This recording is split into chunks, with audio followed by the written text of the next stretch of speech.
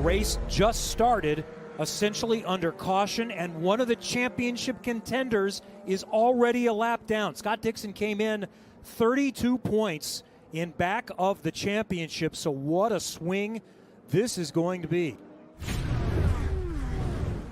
2 laps are complete. We are working lap 3. It's time to go from Mid-Ohio, and Palou gets the early jump. Side by side, back there for third. Pato Ward chasing Palou. Looking for that first Team Penske car. Scott McLaughlin in the black and red car going to the outside of the black and yellow car of Colton Herta.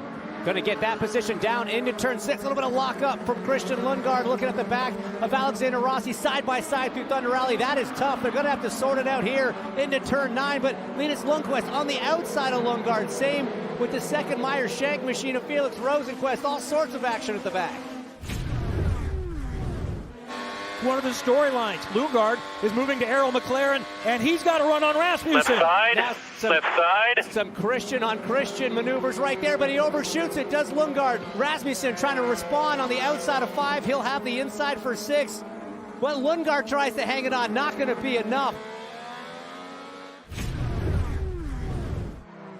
Newgarden, the leader of the three-stop strategy, as these guys, Rasmussen and Eriksson, are side by side. What a move from Marcus Eriksson on the outside of the keyhole, hard on the brakes. Now he's going to have to defend into turn 4. We saw some nifty driving from the Dane Christian Rasmussen earlier, but now it's the Swede Marcus Eriksson making some moves.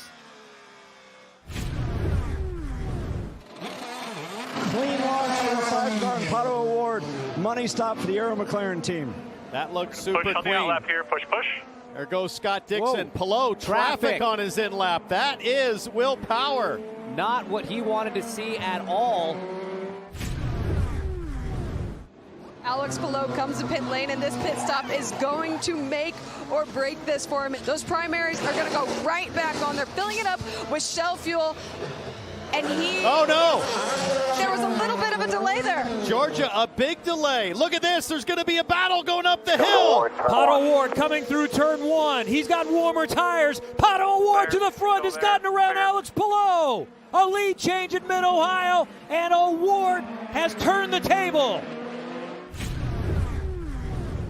Let's see what happened here. Into turn 11. Who's that in front? Oh. He clipped the apex curb of turn 11. He took too much curb.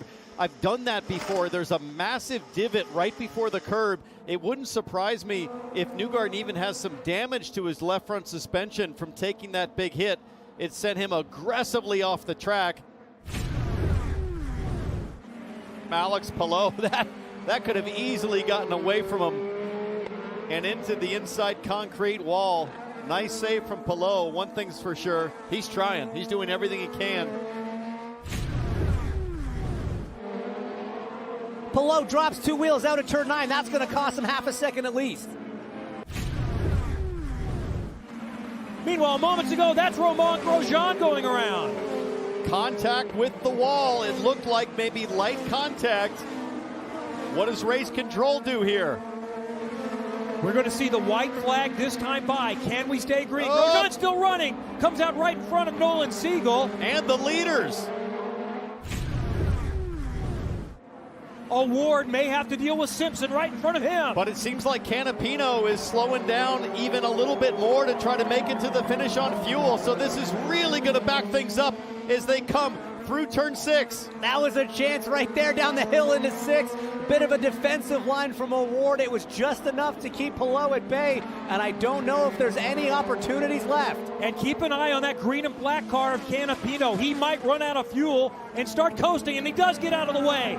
So Simpson is in front, the teammate at Ganassi of Alex Palou. A couple of corners left. Pato Ward by 2 car lengths on the main straightaway. He weaves, he wiggles. Ward wins.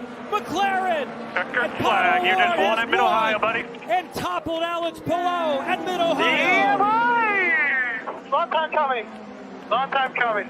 Enjoy it. What a drive. What a great race. Just a great, great race. Up next is the Hy-Vee Homefront 250, Saturday, July 13th. Watch it at 8 p.m. on NBC.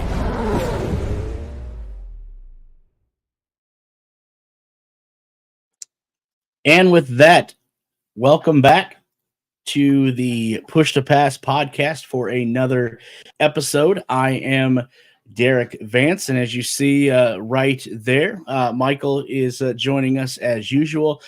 Josh is a little bit under the weather, so hopefully he's able to be listening, and then he'll be able to join us next week, obviously, because we are going to have a lot to discuss there with the doubleheader coming up this weekend in Iowa. But before we get into all of that this evening, we do have an exciting race to talk about, to analyze, discuss, go through my 5 takeaways. And I'm sure Michael will probably disagree with all 5 of them. Maybe, I don't know. But a lot to go through. And then speaking of Michael, me and him did go to Mid-Ohio this weekend. Josh had a prior obligation come up, which forced him not to be able to go. But Michael, to his credit, and he worked his tail off to get about a half a dozen or so driver interviews pre and post race this weekend. So we'll play them here as well as the show unfolds. We'll take a look at the race results if you haven't seen those yet. We'll go over the new point standings and the race picks. Yes, I finally got one right, folks. It must, I'm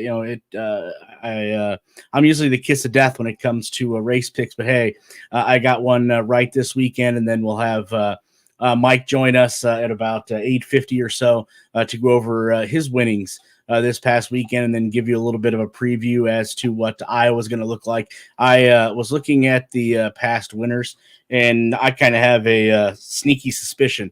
I think I know where Mike's going to be headed.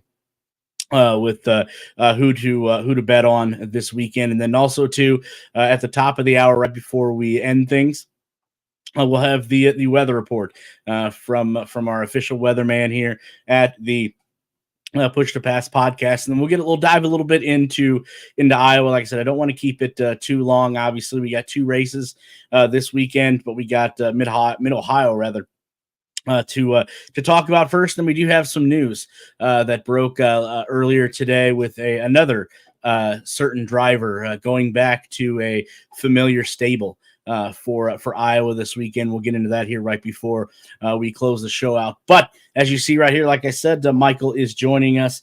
Michael, definitely a lot to talk about this weekend that happened at Mid-Ohio. But before we get into that, though, I believe, if memory serves me correctly, this is your second race that you were able to go to this weekend that you were credentialed at Mid-Ohio. It seems like you knew your way around there. Tell the listeners there a little bit of what they missed out if they didn't end up going this past weekend there at Mid-Ohio.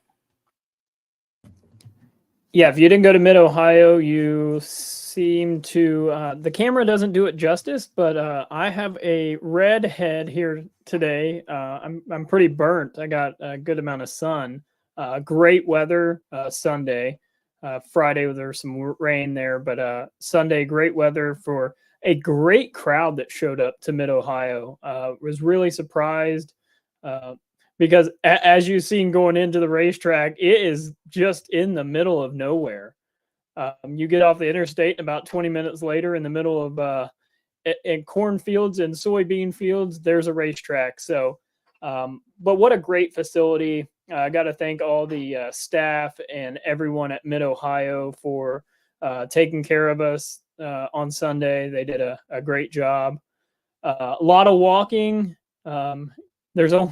We found out real quick, there's only that one crossover bridge. So we did a lot of walking. So other than that, it was just a great time. And a lot to talk about throughout the race. Yeah, you're absolutely right, Michael. A lot of walking. And then I think I made the comment coming in that it seemed like to me, well, first of all, I'd like to know who decided to put a a sports car course, right in the middle of nowhere. Basically, it felt like going down some of the roads that we went down to get to Mid Ohio, because there was one of the roads we had to take was out, so we had to find a detour. But it seemed like it was from the movie Deliverance. I was just waiting for someone to come out and start playing a banjo. That's what it seemed like to me. But anywho, let's cut to it here. Let's get into what we witnessed this past weekend at the Honda Indy 200 there, presented by the 2015, I do believe, Civic Hybrid. And speaking of hybrids, that's where I'm going to start off this evening, talking about the hybrid engine from my 5 takeaways. But first, huge congratulations, obviously, is in order to Pato Award and the whole number 5 Arrow McLaren Chevrolet crew for collecting their second, and I put that in parentheses, win of the season on Sunday at the Honda Indy 200 at Mid Ohio. Like I said, presented by the 2025 2025 Civic Hybrid. Try saying that. Award did hold off current points leader Alex Palou, who drives the number 10 Ridgeline Honda for Chip Ganassi Racing. Now, I didn't know this at the time we were there. I just found this out, getting home on Sunday evening more early than what we thought. But the margin of victory for Award over Alex Palou was 0.4993 seconds, which makes it the closest finish on a road or street course this season. So that was the difference there between first and second place, was 0.493 seconds. We'll get into the race results and the new point standings here after the takeaways. But Michael, first takeaway, like I said, no spoiler alert here. But I thought, and again, I'll turn to you here and I'm done. But I thought this was a successful debut for the new hybrid engine system. So much we've heard about, so much has been hyped up about it. This had to be the most talked about and written storyline going into this weekend's race at Mid Ohio. Obviously, IndyCar ushering in a new era with this new hybrid engine system that both, believe it or not, collaboration between Honda and Chevrolet together to come up with this. Now, you told me on the way that Honda already had kind of the blueprint, so to say, because they've done this in F1. And I know, later on, I know you talked to a certain driver and asked him about what the hybrid system's like in F1. So I won't let that cat out of the bag. But, outside of the voltage issue that we've seen right there in the beginning of the race for Scott Dixon, and interesting statistic I have coming up on him in the takes. But, his troubles, I'll touch on, like I said, later. I think IndyCar's got to be excited about the results of this new engine system, not only after Sunday's race, but obviously moving forward. And then one of the great features was on display right there on the closing laps on Sunday, right there where you've seen Romain Grosjean spins off the track and he ends up stalling his number 77 Hunkos Hollinger Racing Chevrolet with just 3 laps to go. Now, in the past, obviously, an incident like that was probably going to trigger a caution, just due to the fact that the IndyCar Series cars had no onboard starters. Well, with this new hybrid system, that obviously changes. So, Grosjean was able to use his hybrid super capacitors to restart his engine and return to the track. And obviously the race stayed green, and we've seen what happened after that. So just to sum it up, Michael, I thought that IndyCar has to be over the moon here with this successful debut this past weekend and going forward of the new hybrid engine system. Yeah, I totally agree with you. I think the system was designed very well. I think Chevy and Honda did a great job developing it and making sure that the system was intact and didn't have any issues really, except for Dixon's voltage issue, which hasn't really been talked too much about as far as what actually happened mechanically. Hopefully someone brings that up this weekend or can get more conclusive information on what caused that issue. And I know previously on Friday and Saturday, there was some issues with the starter. So they had to work on the softwaring. So that did help with Roman getting going. But overall, the hybrid system worked out great. I think it was a huge success. And it's definitely, I think I seen an article today about maybe even more manufacturers being interested in joining IndyCar, which is great for many reasons. That could be a whole show just about bringing in different engine manufacturers. So engine worked well. We'll just have to continue to kind of monitor it. I would love to see how it's going to work out here at Iowa on the short track. So, and on ovals as well. So it'd be interesting to see. Yeah, one last thing from that you talked about there, that there could be new engine manufacturers coming in here with this new hybrid system, especially all the grave reviews that it's getting. That might be just in time if if that long rumor is true that Honda may be looking to take their racing business elsewhere. We'll say that obviously remains to be seen. Takeaway number 4 that I had from this, and Michael, I have to stand corrected a little bit. They actually did throw one caution. Here was early in the race there with Dixon going off. So, almost caution-free race there on Sunday.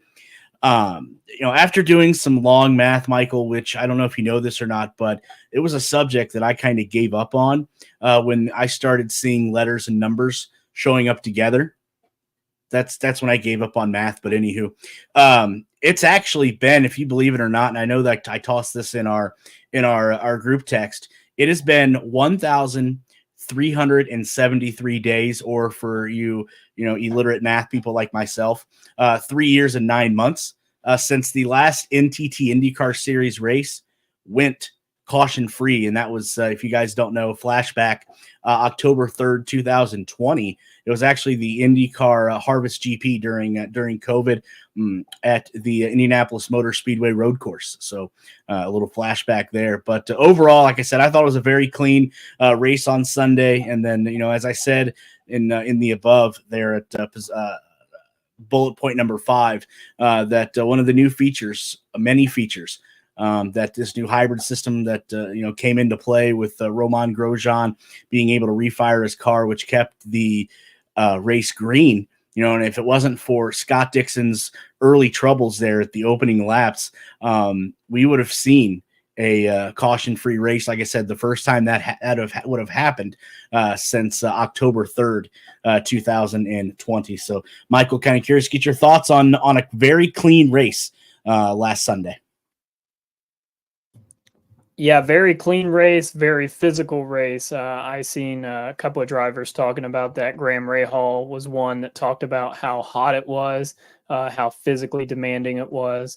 And then earlier today, I seen on X that Scott McLaughlin had tweeted, or X'd, I don't know what we're calling that still, but I had seen he had sent out his heart rate throughout the race, and he had some pretty good heart rate throughout that race. So very physically demanding, and I still classify this as a caution-free race because I don't know that you can throw the caution before you throw the green flag. So just very interesting how they did that. But at the end of the day, very clean race. Everyone was pretty respectful. Some good passing. I mean, we've seen in the highlights that Newgarden went off there. He had a whole list of issues. And then, Grosjean having his issue and being able to restart the car is a great, system with this hybrid era, because, I mean, how many cautions can you think about over the last, this season alone, where we've had to throw, the yellow flag just to refire a car. So that'll cut down on some of the cautions, might, increase some of the length of the race as far as green flag runs, but green flag runs come with great strategy, 3 stops, 2 stops. We've seen that at Mid-Ohio. So I'm excited. Every race, it just seems like the anticipation for something great is just building and building. Yeah, it absolutely does, and you know what? I can see the point you're making there. How can you throw the yellow before the green? But looking at the official statistics that the great folks over at IndyCar put out after the race, they did that was classified as a caution. So unfortunately, we had to put that in there, or we would have been witness to a caution-free race. And again, that hadn't happened since 2020. Would have been cool to see, but hopefully, somewhere down the line, we're able to witness that. But next bullet point or takeaway I had on Sunday obviously has to do with the well-documented issues that Scott Dixon had. And I don't know if you guys know this or not, but for everyone who watched or attended the race on Sunday, you are a witness to history, but unfortunately, it wasn't the good kind, obviously. Throughout Scott Dixon's Hall of Fame worthy 22-year NTT IndyCar career, Sunday, believe it or not, was the first time in 355 races that Scott Dixon received a DNF. So what an impressive run string there by Scott Dixon. Yeah, I have a little bug flying around here. I'm gonna have to get him. But yeah, what a impressive run there indeed. And obviously, as it's been well documented so far, Dixon's troubles just didn't. They started at the green flag when the green flag waved, and it obviously didn't get any better for him. Like Michael alluded to, there as the race started, Dixon's number 9 PNC Bank Honda for Chip Ganassi Racing had a voltage issue, which obviously put him behind the 8 ball and eventually would put him several laps down, 40 to be exact. Like we said, Dixon brought out the only caution of the race when he went off the course in turn 5. He was able to. He only ran 40 of the 80 allotted laps, and obviously, like Mike said, he had to retire due to mechanical issues. Now, something I brought up, and I know Michael can contest to this. While we were riding, or while I was riding, he was driving to Mid Ohio on Sunday. I made the point that it's going to be interesting to see, with IndyCar rolling out this new hybrid engine system right in the middle of the season, right in the middle of a points championship at the time being so tight, who or what driver is this going to affect? And oddly enough, it was one of the points championship leaders in Scott Dixon. With his DNF on Sunday, he dropped from second in points to fourth in points, 71 points behind his teammate Alex Palou with just 9 rounds left in the season. So going to be interesting to see when we get to Nashville if this race comes back to haunt Scott Dixon and prevents him from winning another series championship. But Mike, kind of curious to get your take there on the struggles that not only Scott Dixon had, but other Chip Ganassi drivers outside of Alex Palou had on Sunday as well. Yeah, you bring up the Chip Ganassi organization, and Dixon obviously well documented the issues he's had. With the whole voltage issue. I was actually listening to his radio as soon as we learned that there was an issue with his car, and he just wanted them to take him back to pit road, and they were like, no, we're taking you behind the wall here at turn 5. And the crew was really, I think they were more adamant to get the car back so they could figure out, okay, what is wrong with the system.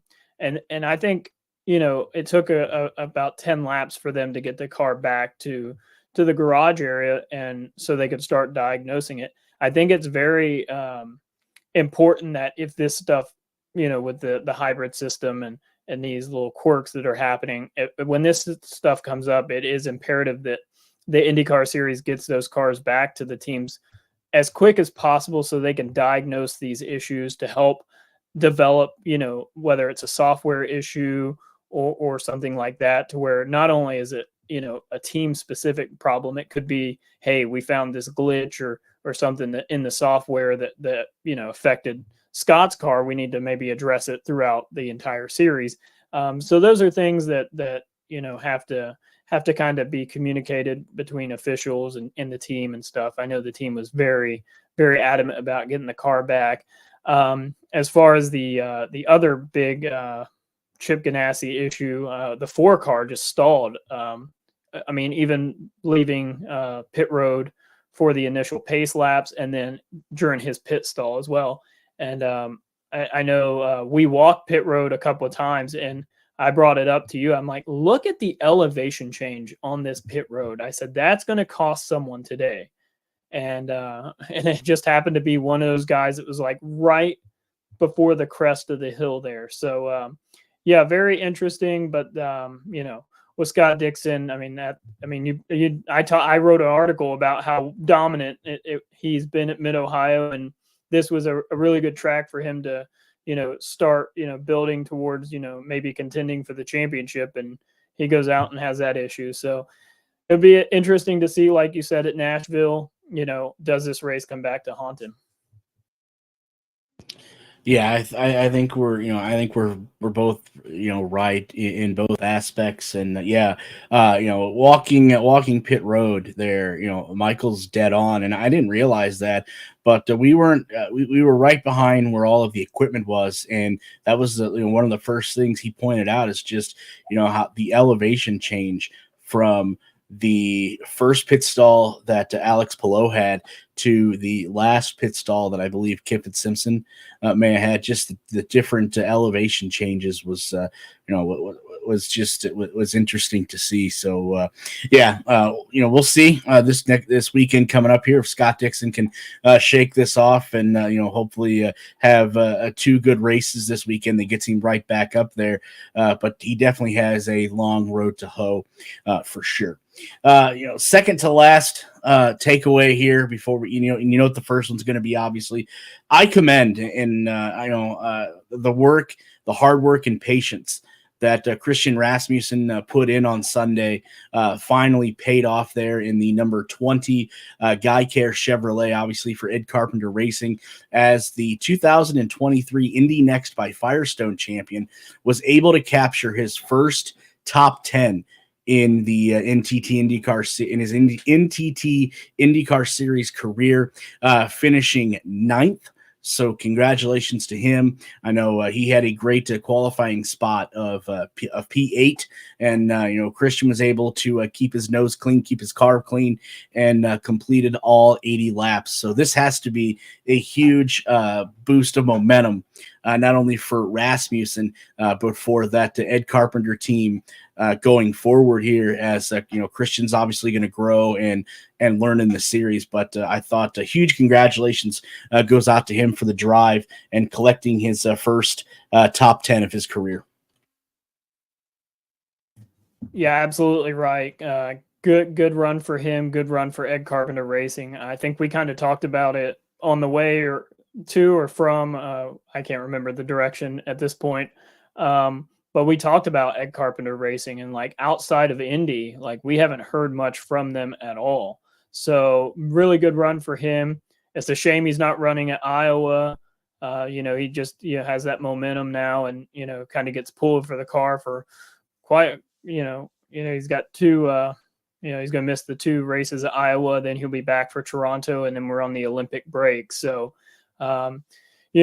it seems like just when he's starting to build momentum, hopefully he can kind of keep that going when he comes back for Toronto. So yeah, just great effort for them. Great effort for the team. Good to see Ed Carpenter Racing back in the top 10 for sure. Yeah, and then obviously number 1, and I think again everybody knows where I'm going with this. Speaking of a great team win there, obviously, Pato Award and the whole Arrow McLaren team, what they did on Sunday, to pick up that proper first win that Pato talked about after the race. And interesting clip that the NTT IndyCar Series X account put out earlier today. That's going to be the show closer, so you probably want to stick around to see that. I thought that was pretty hilarious. Great question asked by actually Tim May to Pato after the race, but you have to stay tuned for that. But one of Michael's favorite football coaches and one of Josh's favorite football coaches, the great Ohio State football coach, Woody Hayes, once said that nothing comes easy in this world is worth a damn. And I truly believe that is how Pato Award felt after the St. Petersburg race was obviously handed to him, due to that infraction by Joseph Newgarden.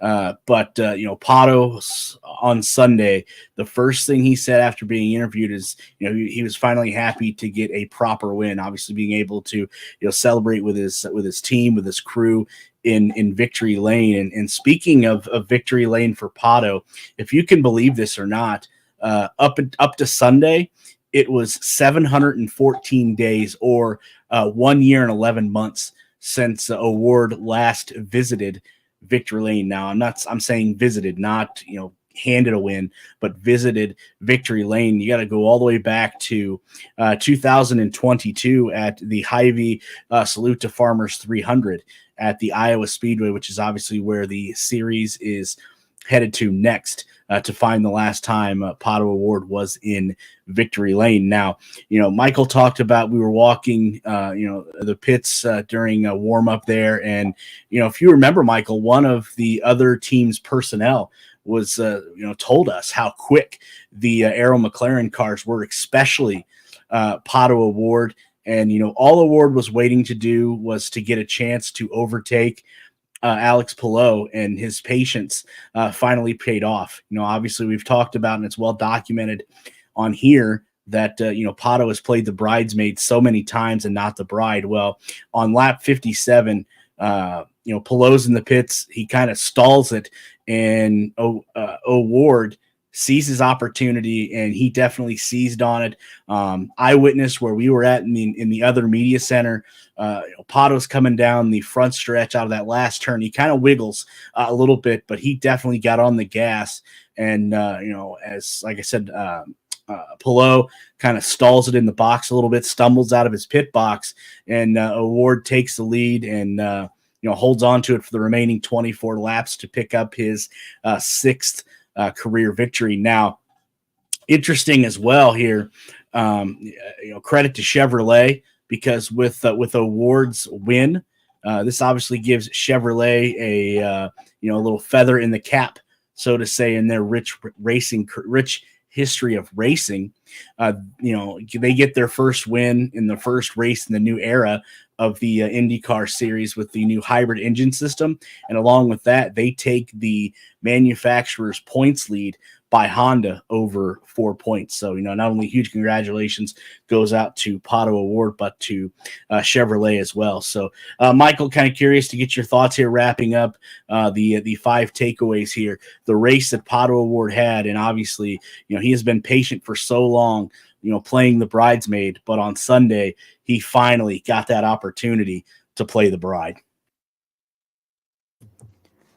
Yeah, this we talked about it before. I think a couple episodes ago about how the mistakes with Pato and just this is a race where he can look back and say he hit everything right on.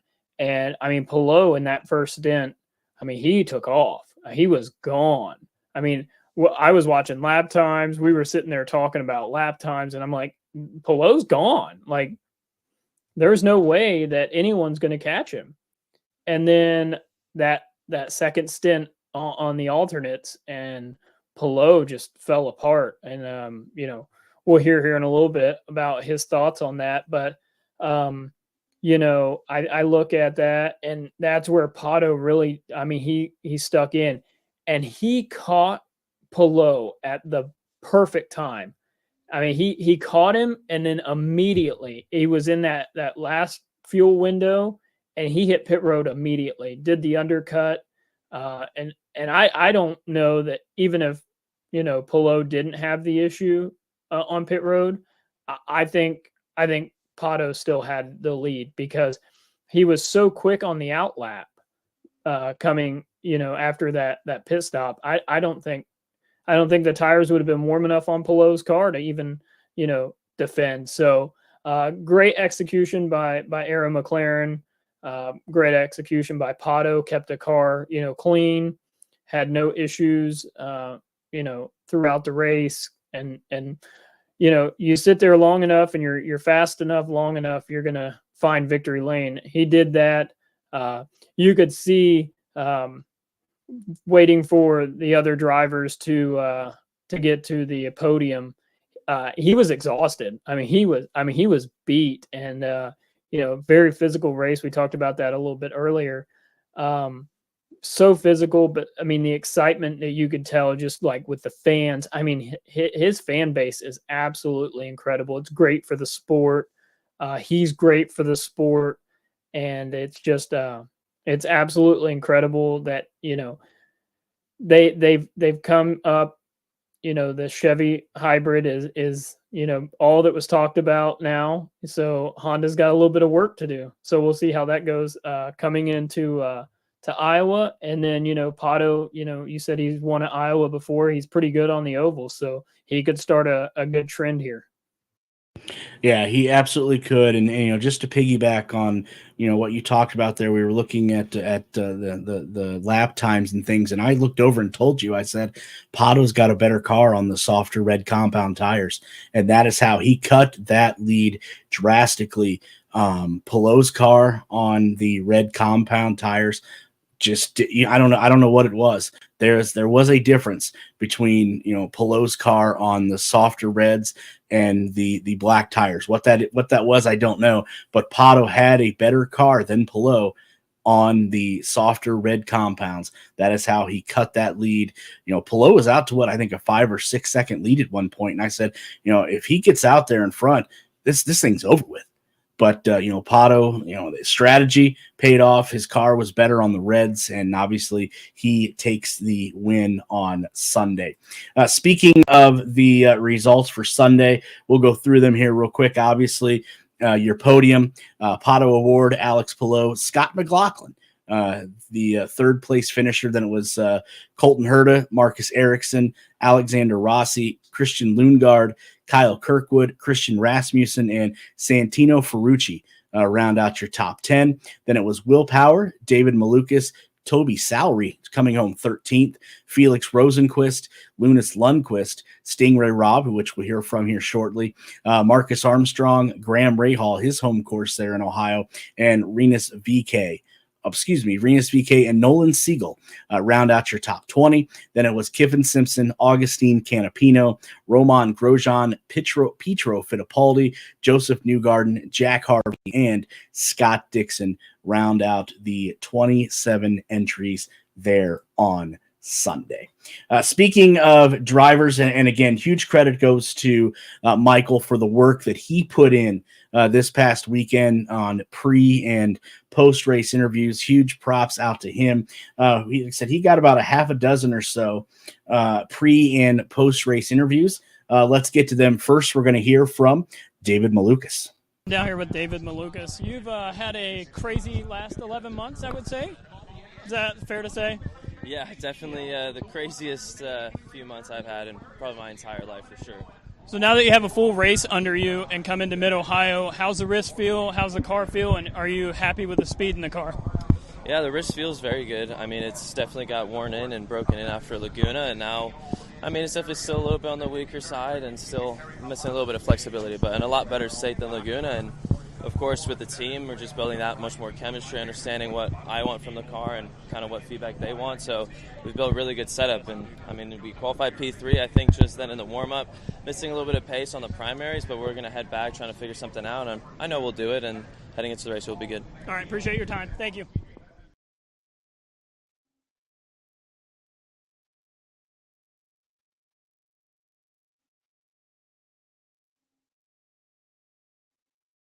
Well, as this loads up, we'll hear from Marcus Ericsson. But yeah, good run there by David Malukas on Sunday. We'll see if this Marcus Ericsson loads. If not, we'll skip it and try to go back to it. The next one is going to be Stingray Robb. With Stingray Robb, you've got a good-looking car. How's it feel? It's been a rough weekend here. I don't know why we're lacking pace so much, but It'll be interesting with a new surface. We don't really know what the degradation level's like for the race.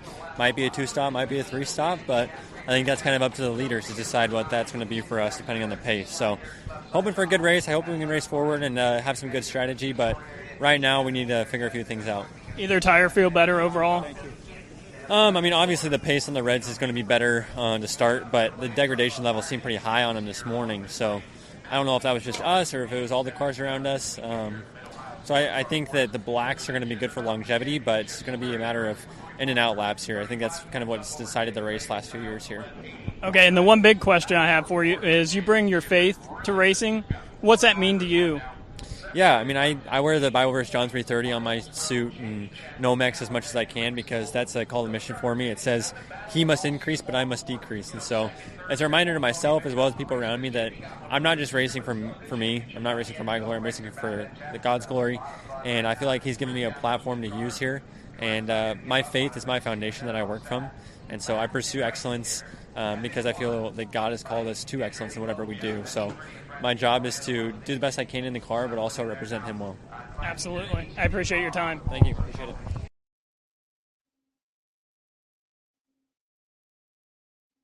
All right, trying to go back to Marcus Ericsson.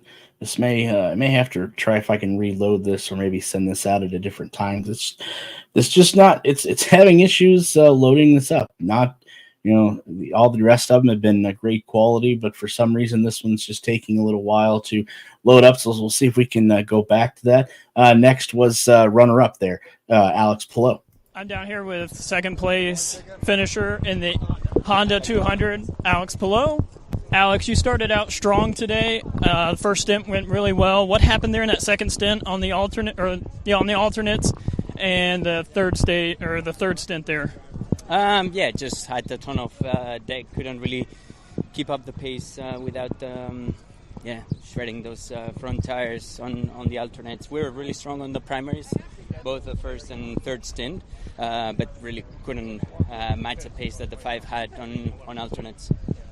Yeah, I thank you for your time today, and good luck we're going to Iowa, right? Yeah. Yeah? So good luck. Thank you.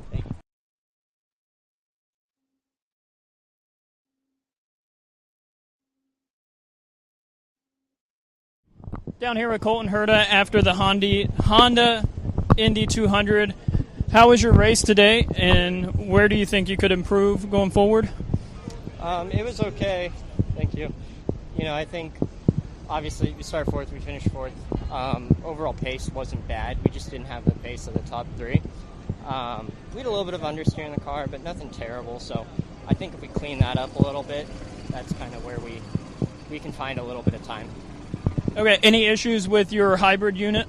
None at all. No, it actually performed well.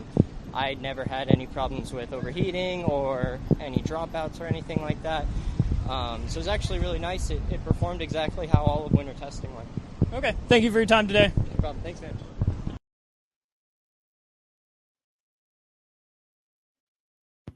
Yeah, we'll see if we can sneak one more in. Santino Ferrucci, but it looks like we may have issues playing that one there as well. But Michael, anything else you want to add to your great work there on pre and post race interviews there on Sunday? Yeah, I give a lot of credit to all the media members that try and walk and talk with drivers because it's a little stressful to give them room as well as not run over every fan that's trying to get an autograph at the same time. So it's always fun to dodge people. And then as I was going back through those audios, we talked about how it didn't feel very windy, but man, it picked up there or something because all the wind was just crazy. So it was fun to interact with the drivers and see how, just open they are to kind of, talking to anybody and everybody and, giving their time. So I appreciate them giving up their time for us for sure. Yeah, definitely. Huge thank you to them for taking a few minutes out of their pre or post race activities and obligations to get a couple words in. Let's look at the newest points here before we get into a couple other things. Let me move that out of the way. Point standings as they are this evening. Alex Palou, Willpower, Pato Award are your top three. Then it is Scott Dixon, followed by Colton Herta, Kyle Kirkwood, Alexander Rossi, Scott McLaughlin, Felix Rosenquist, and Joseph Newgarden round out your top 10. Then it is Christian Lundgaard, Marcus Ericsson, Santino Ferrucci, Roman Grosjean, Marcus Armstrong, Graham Rahal, Lunas Lundquist, Rinus VK, Christian Rasmussen, and Pietro Fittipaldi round out the top 20. Then they're followed by Kiffin Simpson and Augustine Canapino, Stingray Robb. Obviously, Theo Porcher is right there, but he's not going to be in the number 6 machine, anytime soon, obviously. Jack Harvey, Tom Bloomquist won't be in there as well. Nolan Siegel, Callum Ilott, who won't be in there, and David Malukas and Luca Galito round out your top 30. So that is your look at the newest points from Sunday. And then, Michael, the most important and most exciting part of the show for me, unfortunately, Josh isn't here, but I do get to show off that I was able to collect in the picks between us my third win of the season. Obviously, 2 of them come from Pato Award. 1 was a gift. Again, Josh does lead the overall standings there, 6 wins. I'm followed a distant second there with 3, and you will probably pass me by the end of the season with 1 obviously coming in late. But I'm sure you'll pass me here with 2 wins, a sweep, as they like to say this weekend. Anything you want to talk about points wise or our picks wise here before we get a word in from our sponsors? No, not really. Just I think you're downplaying a little bit. I think you'll end up passing Josh. So we'll have to keep an eye on that. Maybe you've turned a page here. Well, I like you for the kind words. I thank you, but it's as they like to say here that remains obviously to be seen. So. Before we have our 2 guests come on here in about 3 or so minutes, again, let's take a little bit of time to thank our sponsors, obviously, who make it possible for us to bring you the Push to Pass podcast on a week in and week out basis. First and foremost, Always Ready 1776. If you're looking for patriotic apparel, headwear, and more, go check out what 1776 Always Ready 1776 has to offer at alwaysready1776.com. And again, remember as well, use that promo code that you see right there, Push to Pass, for 10% off of your order. alwaysready1776.com. And then also Gettum Associates for all your design and remodeling and contractor needs. Remember, it's Gettum Associates, and you can find them on the web as well at gettum.com. And if you use that promo code that you see down there at the bottom as well, Push to Pass, you will get $250 off any design service. So huge thank you both to Always Ready 1776 and Gettum Associates for being proud sponsors of the Push to Pass podcast. So getting back into talking and wrapping up Mid-Ohio, I do see that our betting aficionado has joined us there, Mike. So kind of curious, Mike, to hear what you had this week. And I know you bet the farm on Pato Award to make a late pass there to pick up the win. So that is why Mike looks like he is living the lifestyle that everyone wishes that they could, especially myself. Yeah, man. From a rental car in a parking lot after a work dinner, like loving life, like, anything for the Push to Pass pod, but anything to come on and talk about winning a bunch of money on Pato and keeping the lucky streak going with you guys. It's been a good year. Biggest win of the year was Pato 12-1. And I didn't think it was going to be a winner. I basically was trying to figure out ways to bet Palou to try to hedge a little bit, and Pato put it in second. I was like, all right, well, I said, I'm just going to cross my fingers and see if Pato can cash this ticket. And yeah, that was an awesome race, and it was a really profitable race. So jumped on Pato pre-qualifications. That's why, if you paid attention, the reason I did that was I watched the highlights of last year's race back, and Pato was the best driver on that track. He messed up in qualifying, if you recall, the year prior, and he must have passed. He was the mover of the race, passed 10, 12 guys. He likes that track, so that was the reason. And then the books laid him at 10-1. You bet numbers, not drivers sometimes. And Pato at 10-1, and I boosted him up to 12. Sportsbooks, a lot of sportsbooks will give you 20% boost. So yeah, it was a big hit. It was awesome. So super excited, and move on to the next race now. I want to ask you something, and Michael actually pointed this out to me. You didn't put any money on Kyle Kaiser to win the race, did you, on Sunday? Man, so that bet, I put out the group bet. I saw that group bet get posted. It was Group B, and it was Kyle Kaiser, Lundgaard, Rossi, and Ericsson. And I'm like, well, this is free money. Like I'm already getting Kyle Kaiser. I knew they meant Kyle Kirkwood, but so what sucks is they voided those bets. I reached out to the sportsbook, like their customer service, and I'm like, well, even if you meant Kyle Kirkwood, like the bet was still a winner, because the bet was to bet Rossi and Ericsson, and then all they had to do was beat Lundgaard and then Kyle Kaiser. So yeah, look, the sportsbooks make mistakes, and sometimes they don't catch them. Like I've had that happen before, and I've won the money. But no, unfortunately, they were like, well, Kyle Kaiser didn't start the race, so we're voiding this bet. They used like some head-to-head rule they had, even though it wasn't head-to-head. But yeah, it's sometimes, look, you shoot those shots when you get them, and I went for it, and I think some people other books might have got paid out, but my bet was through Hard Rock, and Hard Rock sent me the void, and then when I tried to fight them on it, they said no go and voided it. So, me and Hard Rock customer service, we're 0 for 2. I still haven't gotten paid out on Pato and St. Pete. I don't think I'll ever see my Pato St. Pete money, which would have been a huge win. And I no longer am going to win my over Kyle Kaiser bet money, I guess. So 0 for 2, maybe the third time that they mess up and I catch them sleeping, it'll be a charm. Yeah, hopefully, like I said, we were sitting in the makeshift media center they had there, and Michael, he says, "Hey, look at this," and he shows me the X or tweet that you sent out with, I think you or Tony sent it out with Kyle Kaiser on there. I'm like, wow, do they really not pay attention? Mike's been right all this time, but turning the page on Mid Ohio, obviously doubleheader this weekend in Iowa.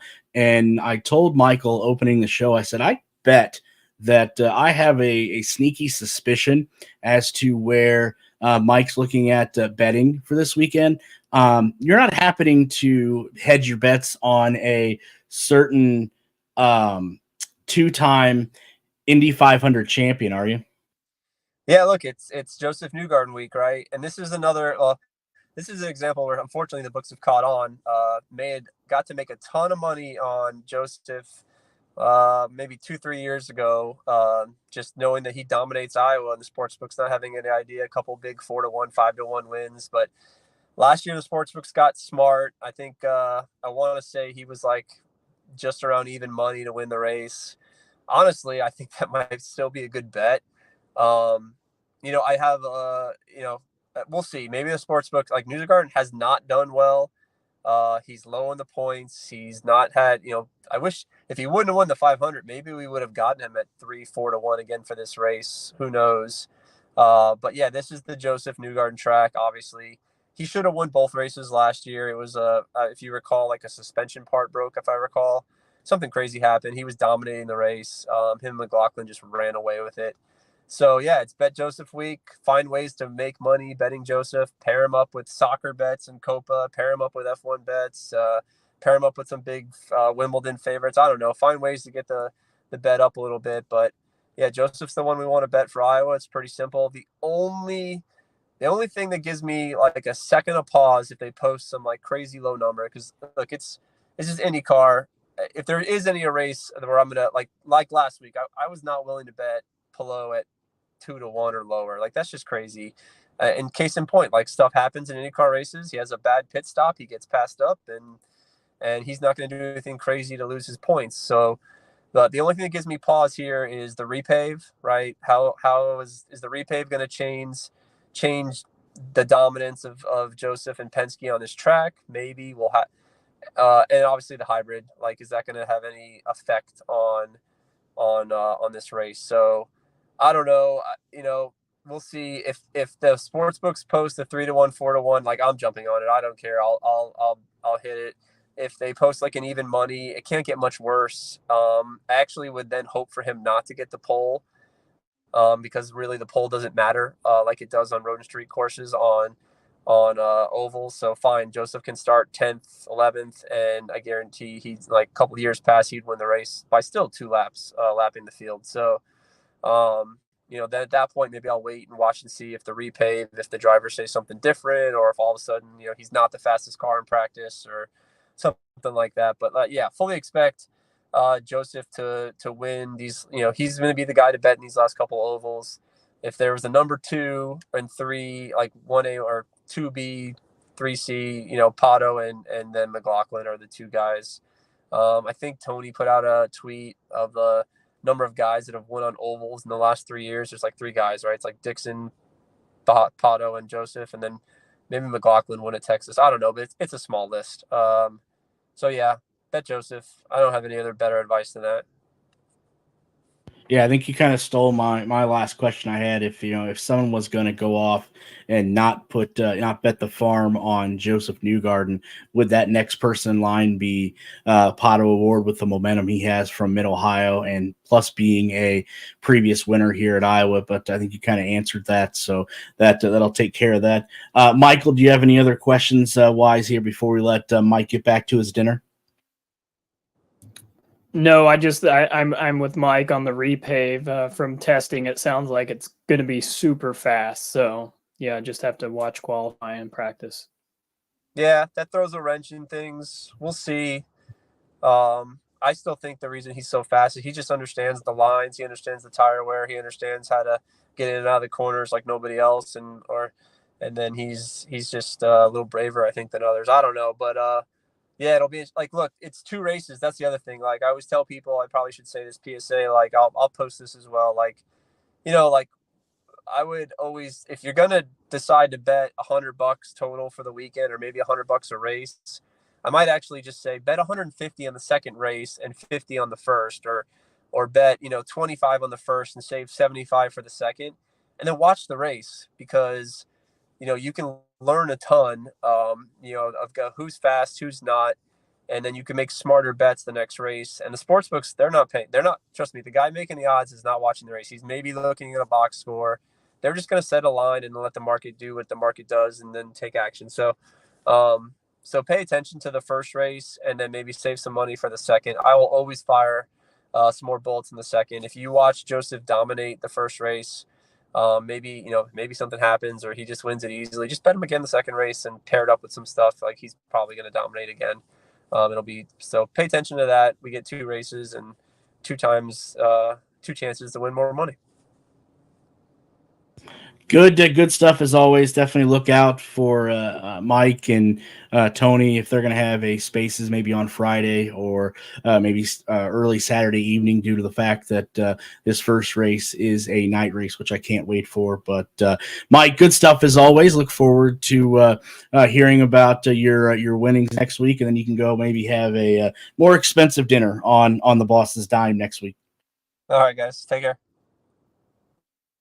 All right, good stuff as always there from Mike. Go check him out on Twitter or X if you're looking to make a little bit of money. Obviously, that is the person to turn to. So before our next guest here shows up, probably within the next 5 minutes or so, let's take a peek forward here to what we have coming up here. Obviously, it is a Iowa doubleheader this weekend. So I tried to condense everything into one slide. We'll see how that works out. Obviously, for people that are unfamiliar, this is what the track that the drivers are going to be to try to tame this weekend twice, Saturday night and Sunday afternoon. Obviously, this is the Iowa Motor Speedway, and let me pull up some track info for everyone. Here it is. The Iowa Speedway is located in Newton, Iowa. It is a 0.875 mile tri-oval with variable banking that drives like a much bigger super speedway with laps under 18 seconds. And I think they were breaking laps quicker than that, testing just a few weeks ago. It is known as the world's fastest short track. It is exceptionally demanding physically and mentally on drivers. It was designed with the second generation of safer barrier around the perimeter of the track. So that is that's what we're looking at there. Setup wise for the weekend. Let's look into the schedules because, like I said, I know I have put both of these on the same slide to make it a lot easier there for everyone. Obviously, on things are going to get kicked off there on Friday, where they're going to have that half an hour or so of that high line practice to get that fresh rubber laid down. Then they're going to have an hour and a half practice there at 4:30, and then Saturday for race one, that is when qualification is going to start. Now, interesting how that's set up, because however you qualify on Saturday, obviously the night race there Saturday night, that's your position. But then on Sunday as well, that's going to be the starting position that you're going to be starting from as well. So interesting there. And then, Saturday night, 8:00 is when the green flag drops. And like I said, I can't wait to see these liveries that are in the Iowa night. Definitely can't wait for that. And then we'll flip the page over, Michael, to Sunday there as well, where we're going to get things kicked off rather early on Sunday. The race is scheduled, the green flag is scheduled to drop at 12:15 p.m. So hopefully everyone has their Sunday brunch in, because 12:15 we're going to get things kicked off there. And then, like we said, there are a couple past winners, obviously, that we touched on that are going to be in the race on Saturday and Sunday. First and foremost, right there, a lot we talked about with Mike, our betting expert there, Joseph Newgarden, who is a previous winner, 2016, 2019, race 2 in 2020, race 1 in 2022, and then sweeping the Iowa doubleheader last year in race 1 and race 2.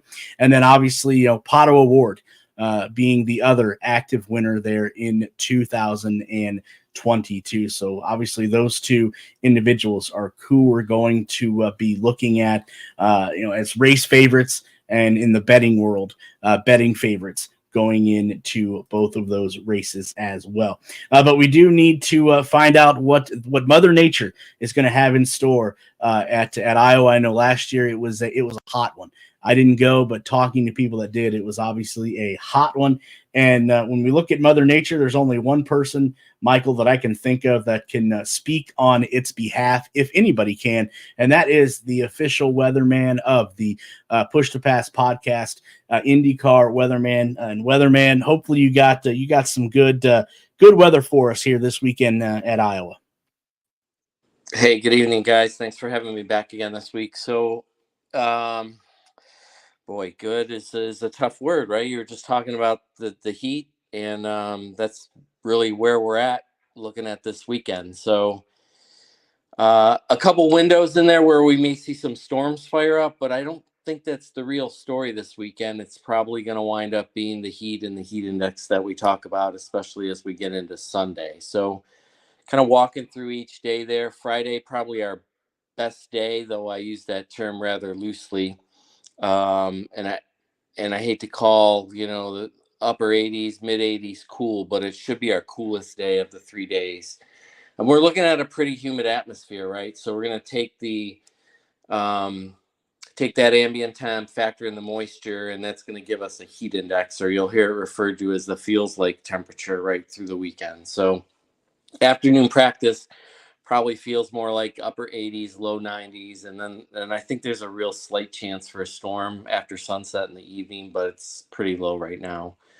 And as we go into Saturday, getting a little warmer still, right? So Saturday is the day I'm kind of also keeping an eye on for the potential for some pop-up storm activity. Right now, again, I think it's relatively low, but we'll kind of see how the updates play out through the week. So it is possible, but I don't think we'll have major disruptions in terms of that. So, but we are looking at, again, practice temps sitting there in the upper 80s, maybe 88, 89.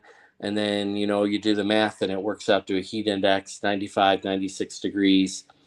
And then temps dropping as we get to that first race green flag. So your ambient in the upper 80s falling off into the low 80s as we go along. Sunset, 8:45-ish p.m. So probably right around when we're finishing up. So, we don't really get any relief necessarily as the sun goes down. And then we go into Sunday. So Sunday, I got no rain concerns, but it should be the hottest day of the 3 days for the entire event. Positive starting note, at least we're starting that second race before we get to peak heating. But even with that, I think you're looking at an ambient temp in the upper 80s, around 90.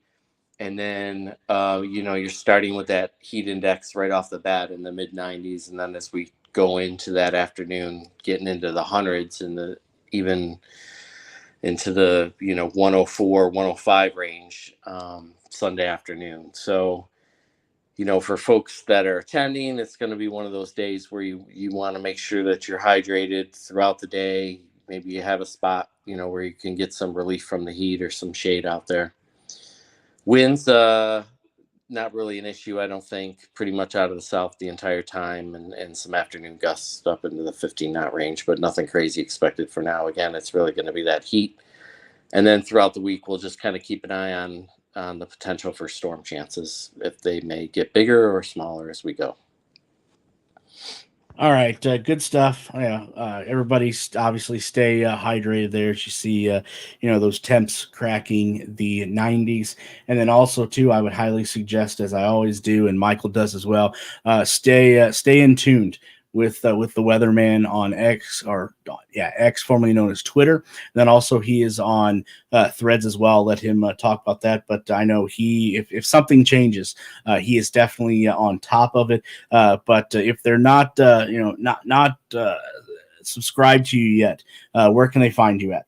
Yeah, again, so you got my X/Twitter handle flashing there on the bottom of the screen, and then Threads using the same handle.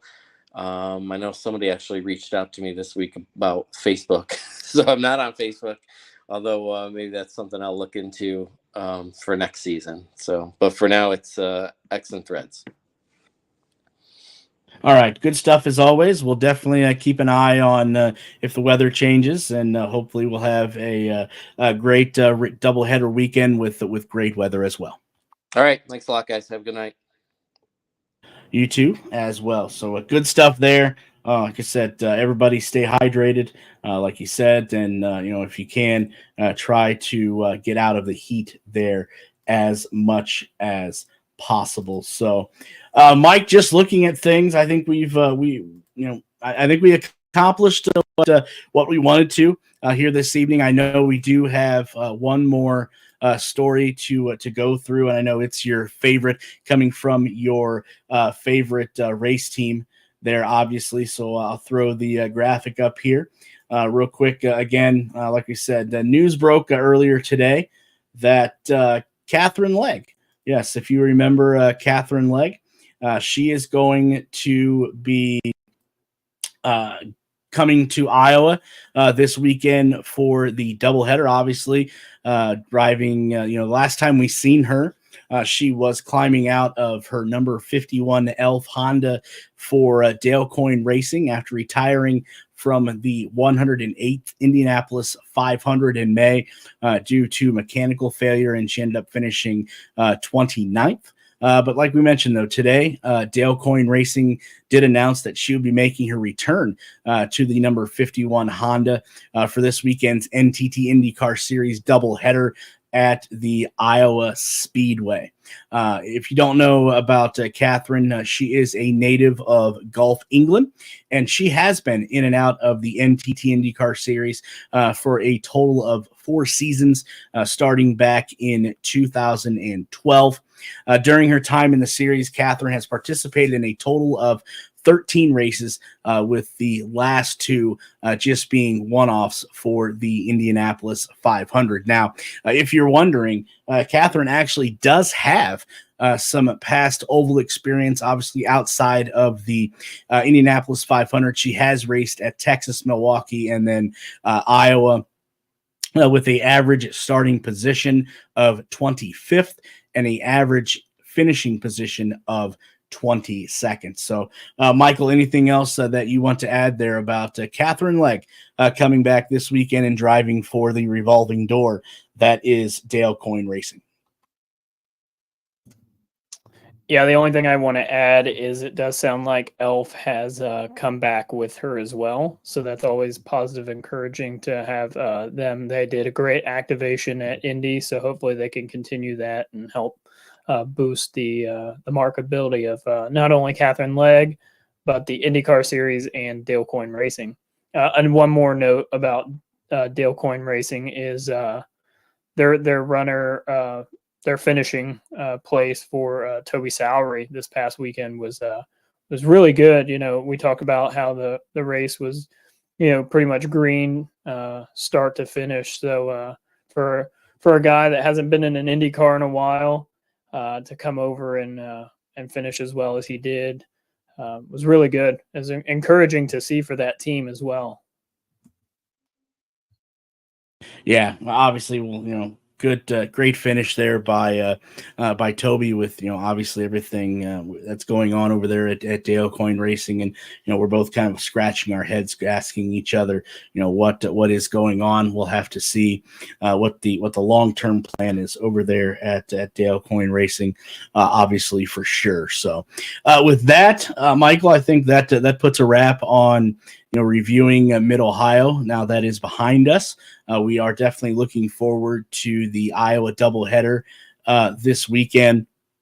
Obviously, I love night racing, so definitely looking forward to the Saturday night race, as I'm sure everyone else is, and then getting up there. Well, not getting up early, but getting up Sunday, getting everything ready to go, because at high noon there, about 12:15, we're going to go racing one more time from Iowa. So anybody going out to the race, hopefully you enjoy it this weekend, both Saturday and Sunday. And like the weatherman said, temperatures are going to be a little high. So make sure you bring plenty of the Bobby Boucher high quality H2O and find as much shade as possible as well. Also, I want to give a huge thank you to all the folks at Mid-Ohio. Hospitality was top notch. First time ever being there. Outside of walking around the complex there, we learned some lessons, but everything was top notch. As well. So huge thank you to them. Also, huge thank you to Mike, not only Michael, for joining us this evening, but being the driver there to Mid-Ohio this weekend. I know it was probably awful tough to put up with me for as long as you had to, but huge thank you to him for driving, obviously. Huge thank you to Josh, who is a big contributor of the show as well, but he was feeling a little under the weather this evening, so that is why he did not make it. Looking over at our viewership, huge thank you to everyone on X, formerly known as Twitter, for tuning in this evening, and also everybody viewing over there on YouTube as well. You'll be able to see a replay, obviously, on YouTube and Facebook if you follow the Push the Pass podcast. If you look down at the bottom, that is all of the social media outlets that we are on, and then you can also find it, the audio version, on all of the major platforms there as well. So huge, and last but not least, obviously, huge thank you to the drivers. Like I said, that took a little bit of time out of their day, pre and post race on Sunday, to give Michael some comments before and after the race. So huge thank you to them. Obviously, we'll be back in 1 week's time to recap what's going to be a wild doubleheader this weekend at the Iowa Speedway. Michael, before I sign off, anything else that you want to add here before the checkered flag drops and we hear from Pato O'Ward, some of his post-race comments on after Sunday's race? Just if you're going to Iowa, have a good time. As Derek and Weatherman said, stay hydrated and bring your sunscreen so you don't look like me after the weekend. Oh, you should have. You know what? Me and Michael were almost the same. We both looked like almost becoming lobsters on Sunday with all the walking that I did, and especially the walking that he did. But yeah, good advice there as always. Stay hydrated, keep your sunscreen, and get to the shade as much as possible. So, for myself, Michael, Josh, and everyone else that makes up the Push to Pass podcast, like I said, we'll be back in 1 week's time to recap what's going to be a wild, wild weekend in Iowa for the Iowa doubleheader. So until then, so long, everybody. Yeah, Pato, more to the point on that catching going by Flo on that pit out for him. Are you sitting there thinking, yippee? I mean, you're looking for him, I would think, out of the corner of your eye. Where is he coming out of the pits, right? And but what is the emotion you're feeling? Like yippee, or let's get on it? Explain that inside. Yeah, I'll tell you exactly what I was saying in my head. Coming out of 13, I saw him launching from the box, and then I said, I got his ass. And yeah. But that was it.